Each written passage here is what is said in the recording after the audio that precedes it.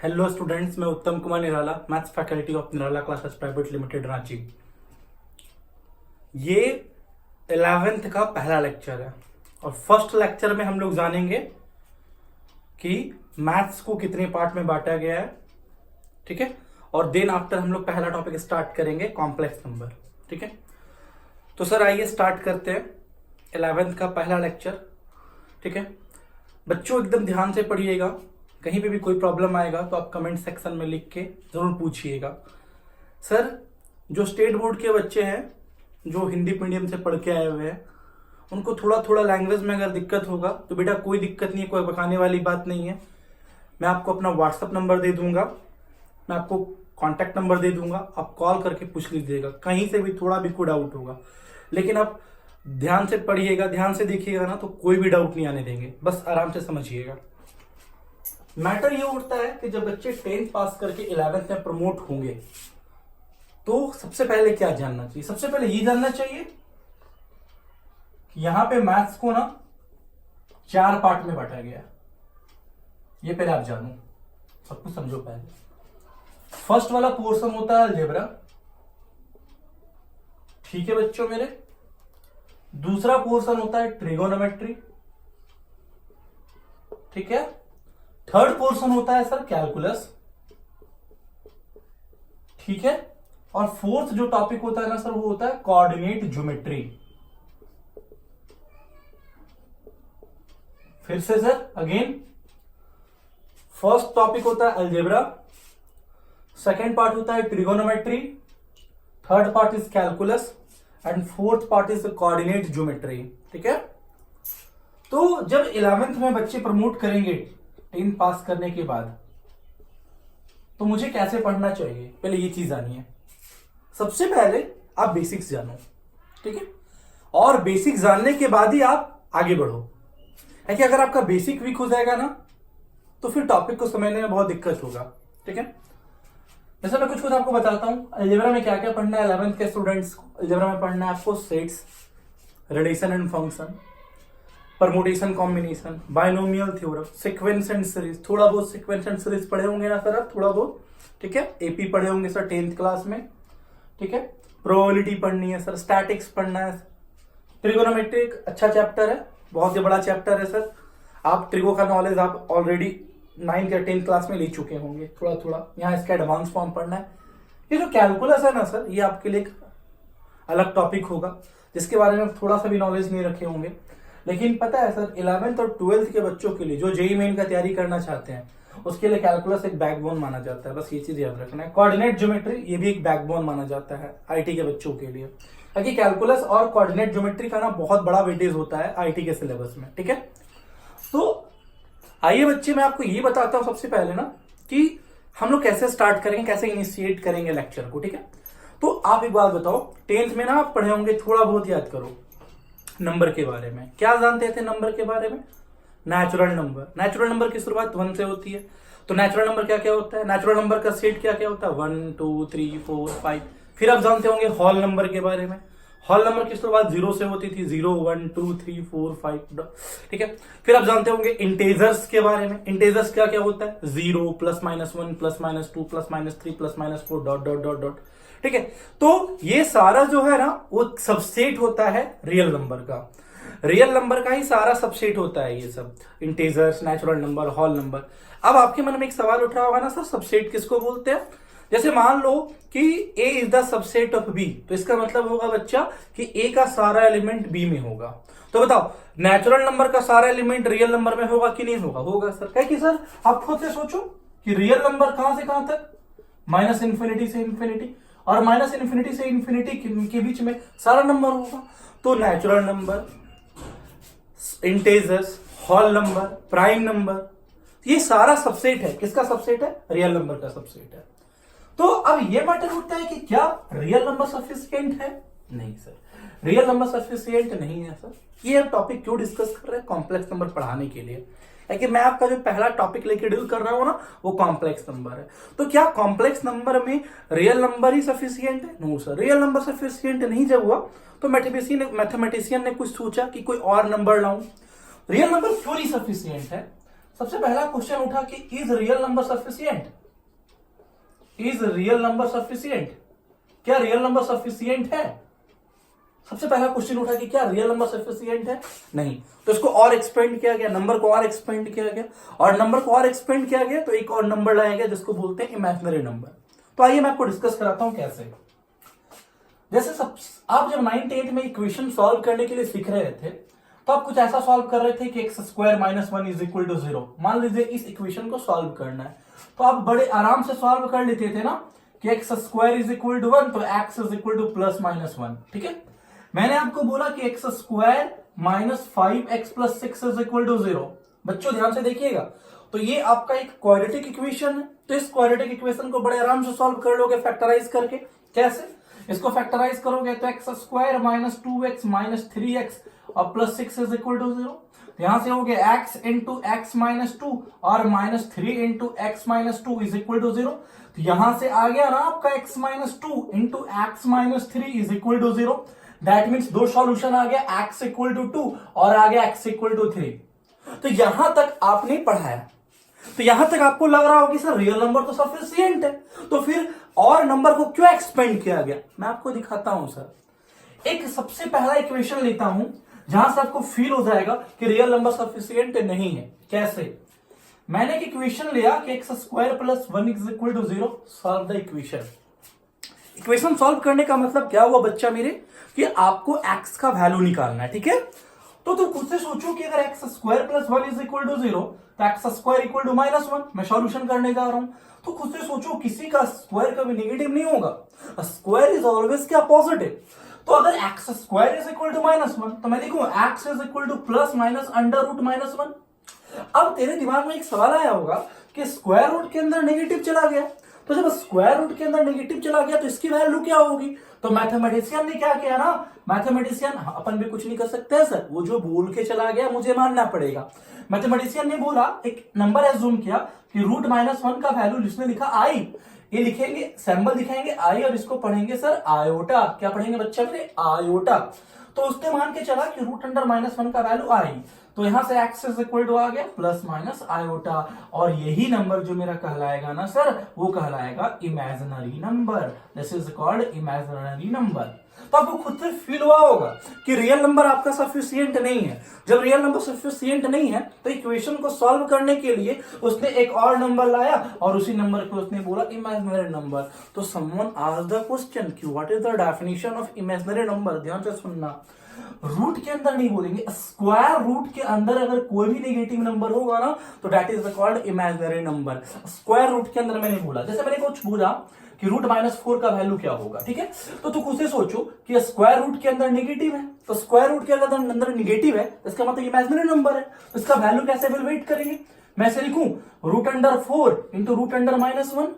Root 4 का value लिखा 2 और रूट माइनस 1 का वैल्यू आई, तो आ गया 2 आयोटा। 2 आयोटा हो गया आपका इमेजिनरी नंबर। सर जैसे अगर किसी ने पूछा अंडर रूट माइनस 9 का वैल्यू क्या होगा, तो खुद से डिस्कस करो। रूट माइनस 9 को मैं कुछ इस तरह से लिखूं, under root 9 into under root minus 1। Root 9 हो गया 3 और रूट माइनस 1 हो गया आयोटा, मतलब आ गया 3 आयोटा। तो ये हो गया आपका इमेजिनरी नंबर हो गया सर। तो ये आपको समझ में आया कि रियल नंबर जब सफिशिएंट नहीं था तो नंबर सिस्टम को और एक्सपेंड किया गया और एक और नंबर लाया गया इमेजिनरी नंबर। तो 10th पास किए बच्चे ध्यान से सुनिएगा, what is the definition of imaginary number? Square root के अंदर अगर कोई भी नंबर नेगेटिव होगा तो that is called imaginary number. यहां तक क्लियर हो गया। तो अब मुद्दा उठता है कि सर आपने लेक्चर स्टार्ट करने के वक्त आपने बताया था कि मैं जो पहला चैप्टर पढ़ूंगा वो है कॉम्प्लेक्स नंबर। तो ये कॉम्प्लेक्स नंबर है क्या और कॉम्प्लेक्स नंबर का डेफिनेशन क्या है? आया कैसे? सर एक इक्वेशन को और सॉल्व करो आप। Solve the equation. एक क्वाड्रेटिक इक्वेशन लिया मैंने, x square plus x plus 1 is equal to 0। बेटा आपको क्वाड्रेटिक सॉल्व करना बड़े इजी वे में आता होगा, याद करो आप। सर जब कोई क्वाड्रेटिक आपका फैक्टराइज नहीं होता था तो आप 9th में पढ़े होंगे कि किसी भी क्वाड्रेटिक इक्वेशन का सॉल्यूशन निकालने का तरीका होता है एक्स इज इक्वल टू, मैं लिखता हूं sir, x is equal to minus b plus minus under root b square minus 4ac upon 2a। ध्यान से देखिएगा, तो एक काम करता हूं मैं, इसी के हेल्प से मैं इस क्वाड्रेटिक इक्वेशन का सॉल्यूशन निकालता हूं। ध्यान से देखो, इस क्वाड्रेटिक इक्वेशन में a का वैल्यू 1 है, b का वैल्यू 1 है और c का वैल्यू 1 है, तो मैं बैठा देता हूं, -1 प्लस माइनस अंडर रूट 1 का स्क्वायर -4 इंटू 1 अपॉन 2 इंटू 1। तो एक्स इज इक्वल टू आ गया -1 plus minus under root -3 upon 2। मैंने क्या बताया, स्क्वायर रूट के अंदर कोई भी नंबर अगर नेगेटिव नंबर होगा तो उसको हम लोग इमेजिनरी नंबर बोलेंगे। तो और मैंने क्या बताया कि रूट -1 का वैल्यू होता है आयोटा, तो रूट -3 को लिख दे √3 आयोटा।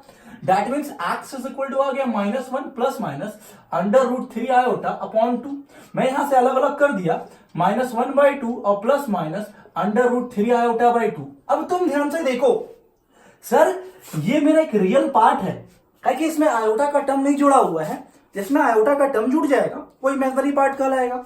ये रियल पार्ट है और ये इमेजिनरी पार्ट है। रियल पार्ट और इमेजिनरी पार्ट के कॉम्बिनेशन से जो एक नंबर बना उसी को हम बोलेंगे इमेजिनरी कॉम्प्लेक्स नंबर। ये मेरा बेटा रियल पार्ट है, ये मेरा रियल पार्ट है, ये मेरा इमेजिनरी पार्ट है। कैसा पार्ट है बोलो, इमेजिनरी। इमेजिनरी स्पेलिंग लिख रहा हूं सर, इमेजिनरी पार्ट है। कैसा पार्ट है बोलो बच्चा, इमेजिनरी पार्ट है। और दिस नंबर इज कॉल्ड, कैसा नंबर बोलो तो कॉम्प्लेक्स नंबर। ये मेरा कॉम्प्लेक्स नंबर आया सर, ये मेरा कॉम्प्लेक्स नंबर हुआ। तो कॉम्प्लेक्स नंबर का डेफिनेशन क्या हुआ कि कोई भी नंबर जो रियल पार्ट और इमेजिनरी पार्ट के फॉर्म में हो that is called complex number. X is equal to -12 plus minus √3 iota by 2। इसमें दो कॉम्प्लेक्स नंबर है सर, एक -1/2 प्लस √3 आयोटा बाई 2 और एक है -1/2 minus √3 iota by 2। These are two complex number. तो someone asked a question कि what is the definition of complex number? A number which is in the form of real part plus imaginary part, that is called complex number sir. तो इस equation को जब मैंने solve किया तो x का दो सॉल्यूशन आया और दोनों सॉल्यूशन मेरा कॉम्प्लेक्स सॉल्यूशन हुआ सर। तो this number is called complex number. Okay चलिए, अब चलिए मैं तो ये चीज समझ गया कि कॉम्प्लेक्स नंबर का डेफिनेशन क्या हुआ।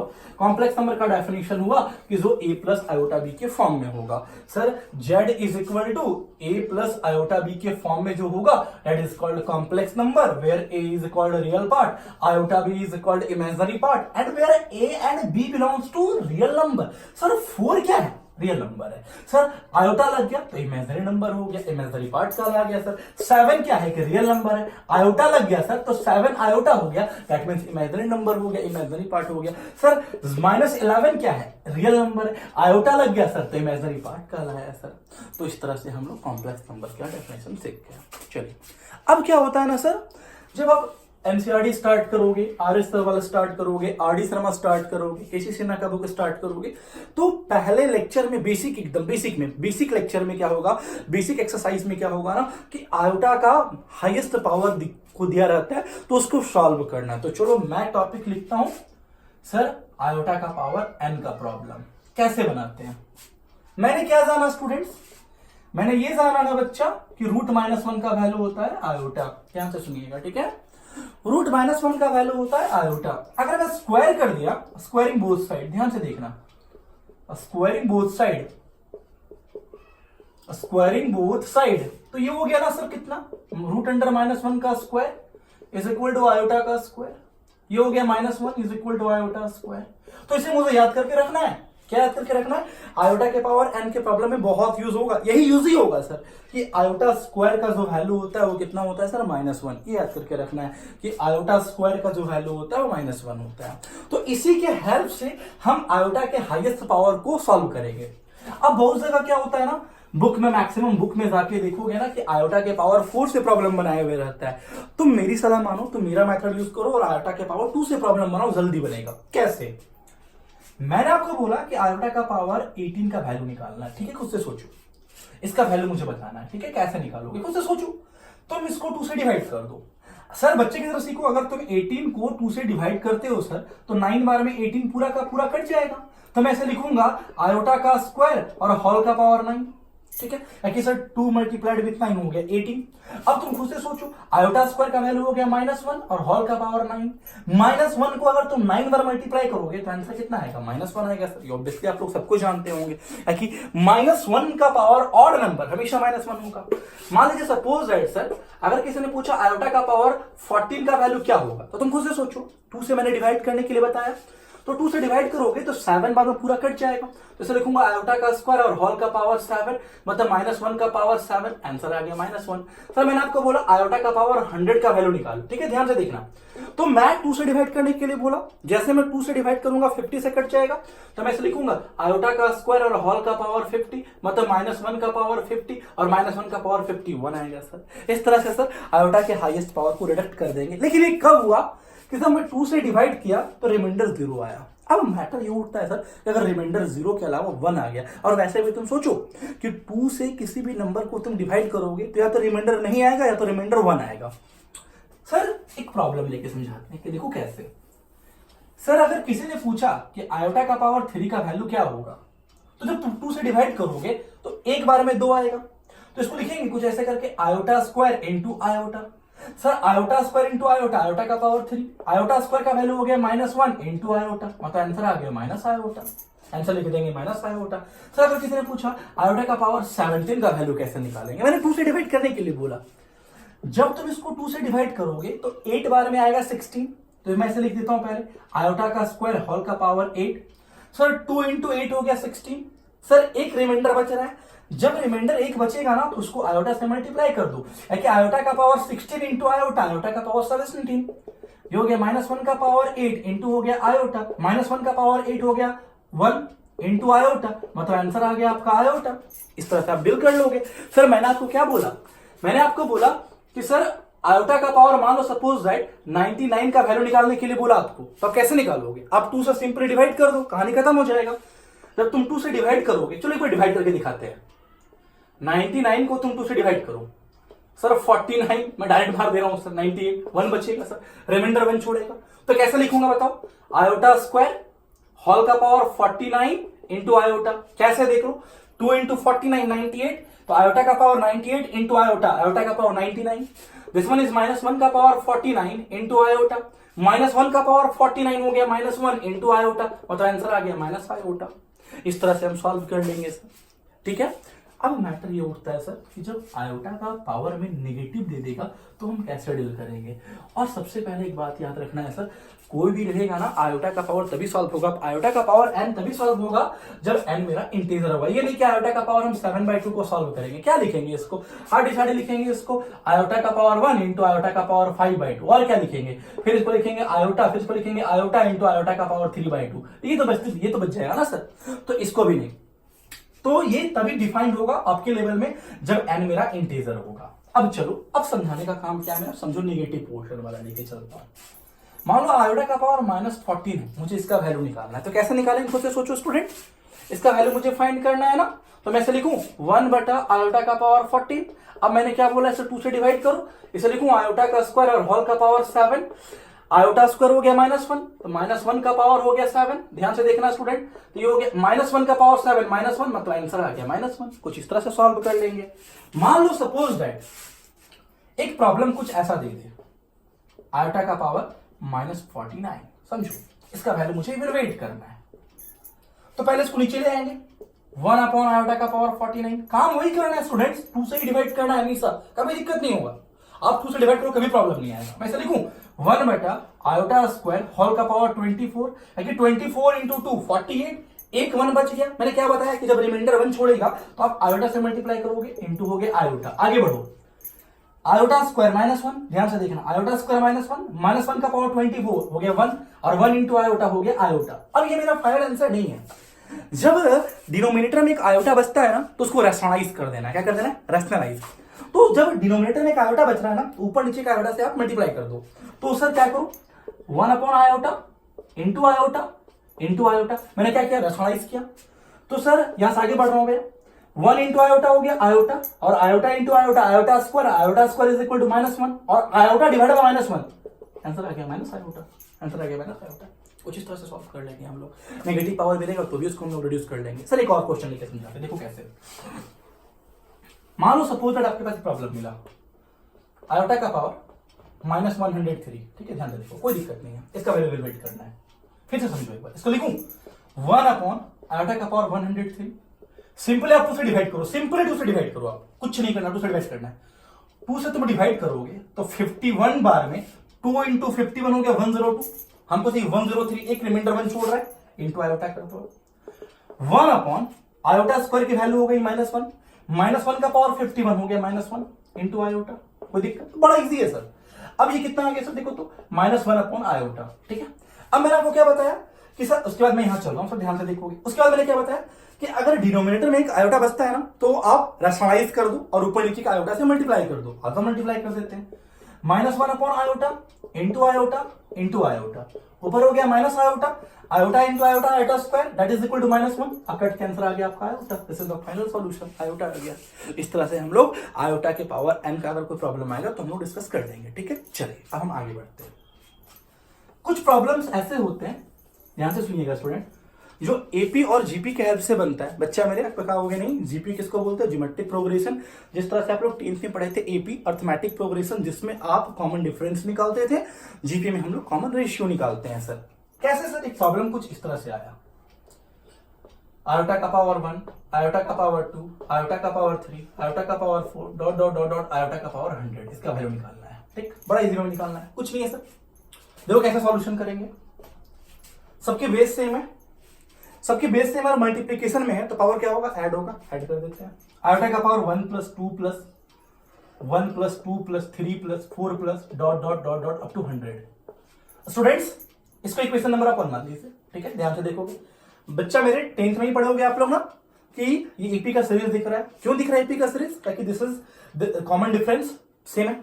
तो एक काम करते हैं, सीरीज का सम निकाल लेते हैं। इस सीरीज का सम का फॉर्मूला क्या हो जाएगा बताओ?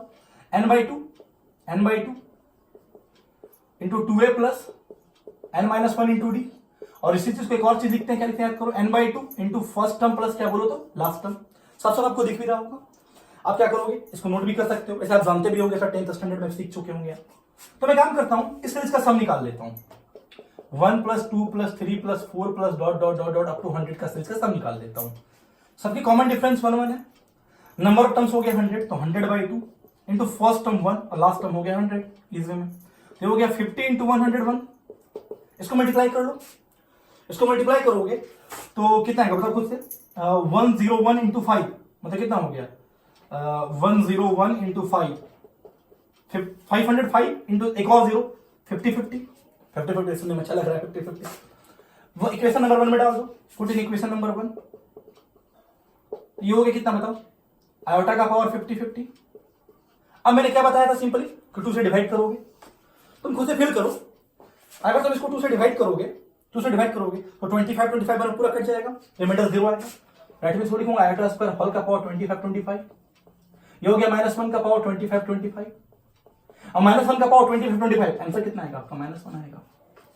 सिंपली आप इस तरह से वैल्यू एलिमिनेट कर सकते हैं। अब मैं एक प्रॉब्लम को जीपी को लेकर करवाता हूं, ध्यान से सुनिएगा कैसे बनाते हैं उसको। ये आंसर आ गया आपका -1, ठीक है। ईपी से रिलेटेड जो भी प्रॉब्लम आया आप तुरंत बना लीजिए, लेकिन एक बहुत अच्छा प्रॉब्लम है जो जीपी से रिलेटेड होता है। सबसे पहले बच्चा थोड़ा सा नोट करके समझिए जीपी क्या होता है। GP stand for geometric progression. सीख लो, यूज होगा बहुत बार। मैं आपको ट्रिगो में यूज करवाऊंगा ये सब चीज का, सब कुछ पढ़ना है सर, आपको 11th में पढ़ना है। ज्योमेट्रिक प्रोग्रेशन ईपी में आप क्या फाइंड करते हैं? Common difference. जीपी में आप फाइंड करेंगे कॉमन रेशियो। कैसे? जीपी का सीरीज कुछ इस तरह से भागता है, AR square dot dot dot dot dot AR का पावर n-1। स्टूडेंट्स आपको अब ये नहीं पूछना है कि ये सीरीज कैसे आया, मैं आपको सीक्वेंस एंड सीरीज में सारा कुछ डिस्कस करके बताऊंगा, वे सीखो। बस ये चीज याद रखना है अभी आपको कि this is in the series of GP. और एक बात और याद करके क्या रखना है आपको कि जीपी के सीरीज में होने के लिए एक भी एलिमेंट 0 नहीं होना चाहिए। Each and every element non zero. Why sir? Reason बताता हूं तुरंत अभी आपको। ये लिखा हुआ है 2 4 8 16 32 64 dot dot dot dot dot. हाँ, this is in the GP. How? You have to find common ratio. Common ratio कैसे फाइंड करेंगे? Continuous term upon previous term. 4/2 2, 8/4 2, 16/8 2, 32/16 2, 64/32 2। तो प्रत्येक दो टर्म का कॉमन रेशियो सेम है। That mean this is in the GP. But मैंने एक series लिया 0 2 4 8 16 32 64। अब स्टूडेंट्स के मन में एक सवाल उठ रहा होगा। क्या सवाल उठ रहा होगा कि सर 2 4 8 16 32 64 तो अब जीपी है। अरे सर ये पूरा सीरीज है ना इस बार। आपने जो नंबर स्टार्ट किया 0 से स्टार्ट किया, तो 0 होने के कारण ही खत्म हो जाएगा, ये सीरीज जीपी का होगा ही नहीं। क्यों नहीं होगा? मैंने आपको क्या बताया कि each and every element non zero, इसका आपका मैं आपको एक्सप्लेन कर रहा हूं। अगर मैं एक में एलिमेंट जीरो डाल दिया और मैं कॉमन रेशियो निकाला तो 2/0 इंफिनिटी अनडिफाइंड हो गया, मतलब सीरीज डिफाइंड नहीं है। तो दैट मींस ये सीरीज जीपी का नहीं है, बट ये सीरीज मेरा जीपी का है। तो सर चलो ये चीज मैं समझ गया कि जीपी में हम कॉमन रेशियो निकालते हैं, और कॉमन रेशियो निकालने का तरीका होता है continuous term upon previous term. चलो ठीक है। अब मुद्दा उठता है कि सर कॉम्प्लेक्स नंबर में इसका क्या यूज है, ये चीज समझो पहले आप। कॉम्प्लेक्स नंबर में इसका यूज क्या है sir, a plus A R square plus dot dot dot dot dot A R का पावर n-1। इस सीरीज का सम का फॉर्मूला हम चाहते हैं सर, यहां यूज करेंगे कॉम्प्लेक्स नंबर में। सर सम का इसका 3 फॉर्मूला होता है, वो आपको सीक्वेंस एंड सीरीज में मैं आपको बार बार बोल रहा हूं, डील करवाऊंगा, अभी आपको मतलब नहीं लेना है। आप सिंपल अभी ये फॉर्मूला याद करके रखो, a इंटू 1 माइनस आर का पावर n बटा 1 माइनस आर, बस ये फॉर्मूला याद करके रखो आप। a इंटू 1 माइनस आर का पावर n बटा 1 माइनस आर। मैं स्टूडेंट्स में ये आपको हिंट कर दे रहा हूं, a is called first term, r is called common ratio and n is number of terms. Okay sir, ये एक ही फॉर्मूला नहीं होता है, 3 फॉर्मूला होता है, ठीक है। लेकिन अभी बस मेरे को इसी फॉर्मूला से यूज हो जाएगा, तो मैं इसी को लेकर डिस्कस कर रहा हूं। आगे मैं बोला सीक्वेंस एंड सीरीज में डील करूंगा, कैसे यूज करूंगा इसको आप नोट डाउन कर लो स्टूडेंट्स, ताकि सर आपके लिए बिल्कुल नया चीज है। तो मैटर उठता है कि अगर आपके पास एक प्रॉब्लम आया, देखो किस तरह का प्रॉब्लम आया। प्रॉब्लम क्या आया, आयोटा का पावर 1, आयोटा का पावर 2, आयोटा का पावर 3, आयोटा का पावर 4 और डॉट डॉट डॉट आयोटा का पावर 100। ध्यान से देखो, ये इस सीरीज का सम चाहिए मेरे को। देखो बड़ा इजी में भी निकालेंगे, कोई दिक्कत नहीं, एकदम आराम से निकालेंगे। सबसे पहला बात, प्रत्येक दो टर्म का कॉमन डिफरेंस सेम है ही नहीं, आप देख सकते हो। एक काम कैसे सेम होगा, iota square minus iota, iota cube minus iota square, एकदम अलग अलग होगा ना। तो फिर कैसे डिस्कस करेंगे हम इसका, समझो कैसे डिस्कस करेंगे, ध्यान से देखो। प्रत्येक दो टर्म का कॉमन रेशियो निकालो। कॉमन रेशियो कैसे निकालेंगे, कॉमन रेशियो थोड़ा स्लो हो रहे हम, continuous term upon previous term, iota square upon iota, that means iota, iota cube upon iota square, 2 iota cut गया, आयोटा, आयोटा का पावर 4 अपॉन आयोटा का पावर 3, आयोटा। ठीक, यहां तक क्लियर है। कॉमन रेशियो सेम आ गया और कॉमन रेशियो हो गया आयोटा, ठीक है, मतलब आर हो गया आयोटा। ठीक, इसको ब्रैकेट में घेर दीजिए। अब चलते हैं, कॉमन रेशियो निकल गया, अब चलते हैं first term iota, first term iota. ठीक है, अब चलिए नंबर ऑफ टर्म्स गुनिए, खुद से गिनिए नंबर ऑफ टर्म्स, 100 तक गया, मतलब एम हो गया 100। कॉमन रेशियो आयोटा है, दैट मींस ये सीरीज किसका है, जीपी का सीरीज है, आप सब देख रहे हैं जीपी का सीरीज है। ठीक है, अब चलो इसका सम निकाल लेते हैं, ध्यान से स्टूडेंट्स फिर से देख लो। आयोटा स्क्वायर अपॉन आयोटा का power 1 iota, iota cube upon iota square iota, iota का power 4 upon iota cube iota. तो कॉमन रेशियो हो गया आयोटा, फर्स्ट टर्म हो गया आयोटा, नंबर ऑफ टर्म्स हो गया 100। अभी मैंने एक सीरीज का सम का फॉर्मूला बताया था, यूज कर दो। Sn is equal to a into 1 minus r का पावर n बटा 1 माइनस आर। ए मेरा आयोटा था, आर मेरा आयोटा था, n मेरा 100 था, 1 माइनस आयोटा था। ध्यान से देखोगे स्टूडेंट, आयोटा 1 माइनस आयोटा के पावर 100 को कैसे सॉल्व करोगे, 2 से डिवाइड करोगे, मैंने बताया था। वैसे 2 से डिवाइड करेंगे 50 में कट जाएगा, आयोटा स्क्वायर होल का पावर 50 अपॉन 1 माइनस आयोटा। ध्यान से देखोगे, आगे बढ़ रहे हैं। ये हो गया आयोटा 1 माइनस आयोटा स्क्वायर की वैल्यू -1 और -1 की पावर 51 अपॉन 1 माइनस आयोटा। बेटा 1 माइनस 1 0, पूरा 0, 0 अपॉन 1 माइनस आयोटा, मतलब आंसर कितना हो गया 0। इस सीरीज का सम हो गया 0। इस तरह से आयोटा के पावर n को हम डील कर लेंगे आराम से। अब चलते हैं हम लोग आगे और डिस्कस करते हैं कॉम्प्लेक्स नंबर की तरफ। अब हम लोग बढ़ते हैं। सर मैंने कॉम्प्लेक्स नंबर का डेफिनेशन क्या पढ़ा था सर, ये बेसिक्स पोर्शन से आपका एनसीईआरटी का पहला एक्सरसाइज, उसके बाद फिर R S. Aggarwal, R D. Sharma, K C. Sinha, जो छोटे छोटे बुक है, जो बेसिक्स बुक है, उसके प्रॉब्लम्स बन जाएंगे। ठीक है, अब आगे बढ़ते हैं, हम लोग चढ़ते हैं डेफिनेशन ऑफ कॉम्प्लेक्स नंबर के पास।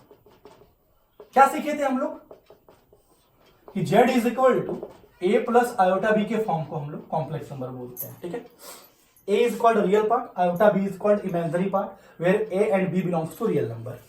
अब मुद्दा ये उठता है कि सर जो z इज इक्वल टू 4 है वो क्या है। हाँ, ये कॉम्प्लेक्स नंबर है, लैंग्वेज पकड़िएगा sir, z is equal to 4 एक कॉम्प्लेक्स नंबर है, बट इसमें इमेजिनरी पार्ट नहीं है, that's why this is called purely real.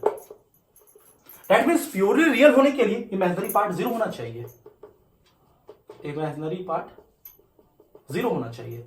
Sir मैंने बोला कि z is equal to 7 iota, z is equal to क्या 7 आयोटा। देखो इसमें रियल पार्ट है ही नहीं, that mean this is called purely imaginary, this is called क्या प्योरली इमेजिनरी। अब खुद से सोचो प्योरली इमेजिनरी होने के लिए कौन सा part 0, real part 0, real part 0। तो मैं ये समझा कि डेफिनेशन ऑफ कॉम्प्लेक्स नंबर क्या है और कॉम्प्लेक्स नंबर को हम प्योरली रियल और प्योरली इमेजिनरी में कैसे कैटेगराइज करेंगे। ओके चलिए, अब सिंपल अलजेब्रा कॉम्प्लेक्स नंबर पे कैसे फॉलो करते हैं। क्या दो कॉम्प्लेक्स नंबर को जोड़ सकते हैं, क्या दो कॉम्प्लेक्स नंबर को घटा सकते हैं, क्या दो कॉम्प्लेक्स नंबर को मल्टीप्लाई कर सकते हैं, क्या दो कॉम्प्लेक्स नंबर को डिवाइड कर सकते हैं। हाँ कर सकते हैं, सिंपल अलजेब्रा फॉलो होगा। बट एक बहुत ही अच्छा लैंग्वेज मैं आपको सिखा रहा हूं, एकदम ध्यान से सुनना, एकदम ध्यानपूर्वक सुनना। सर ये बहुत छोटा चीज है लेकिन बड़ा इंपॉर्टेंट चीज है। आपने बोला 7 ग्रेटर देन 6, हाँ बिल्कुल सही है। आपने बोला 11 लेस देन 12, ये बिल्कुल सही है। आपने बोला 0 ग्रेटर देन और इक्वल टू 0, बिल्कुल सही है। आपने बोला -11, आपने बोला 15 लेस देन 17, ये बिल्कुल सही है। सर आपने बोला 7 + 14 iota greater than 2 + 3 iota. Sir इसका कोई मीनिंग ही नहीं है। This is called meaningful statement, ये मीनिंगलेस स्टेटमेंट है, सॉरी ये मीनिंगलेस स्टेटमेंट है, ये मीनिंगलेस स्टेटमेंट है सर, इसका कोई मतलब ही नहीं होगा सर।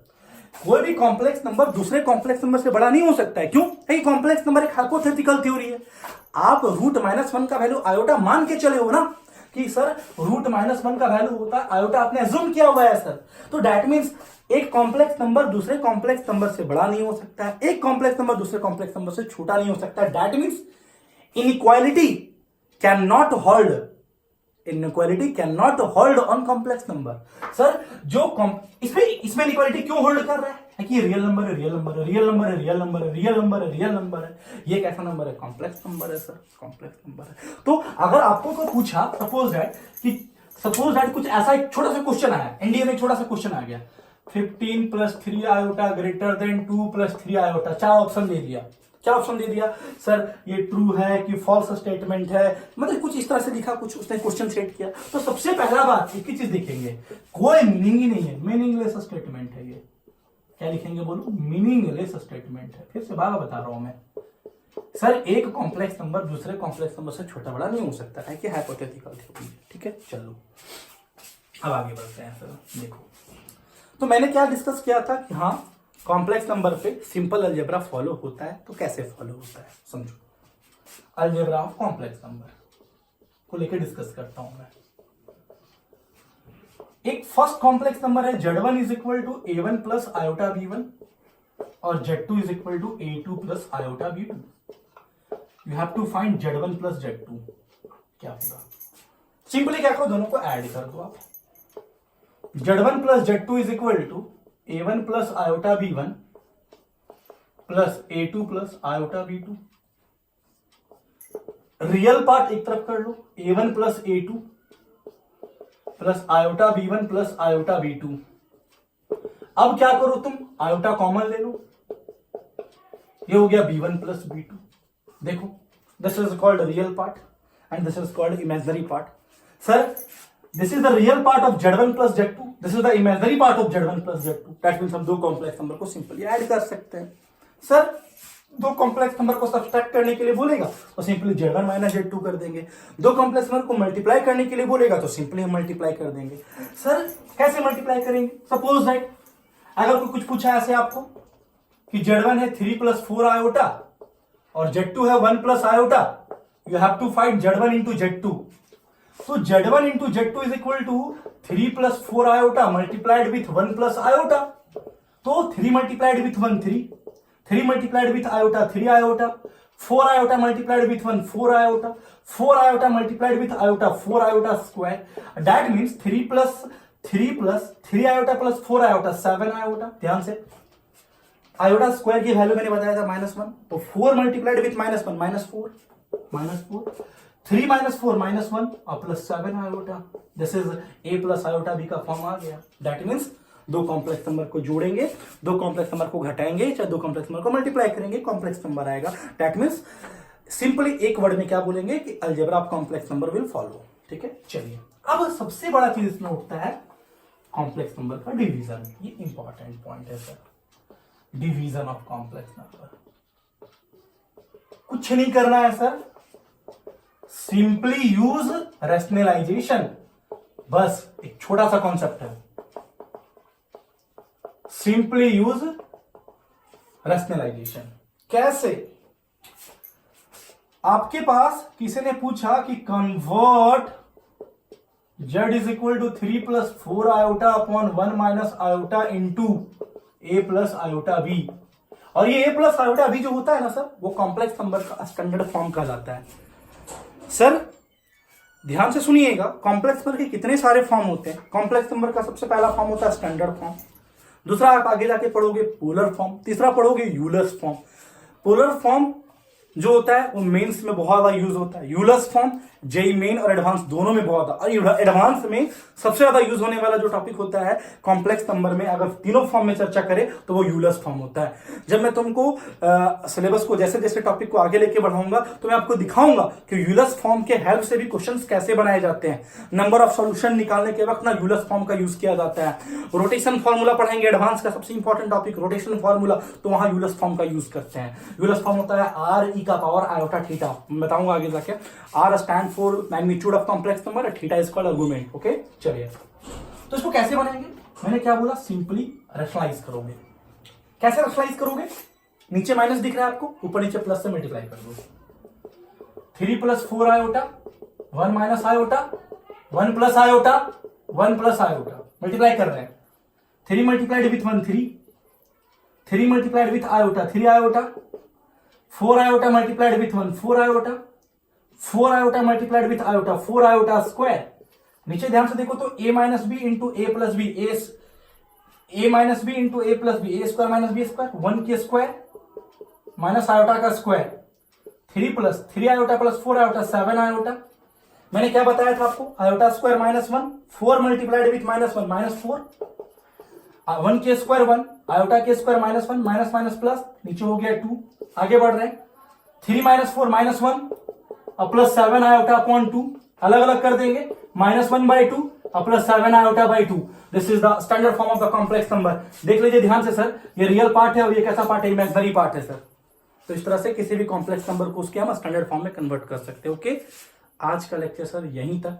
अगले लेक्चर में मैं कॉम्प्लेक्स नंबर के इंपॉर्टेंट प्रॉपर्टी के बारे में डील करूंगा। ठीक है।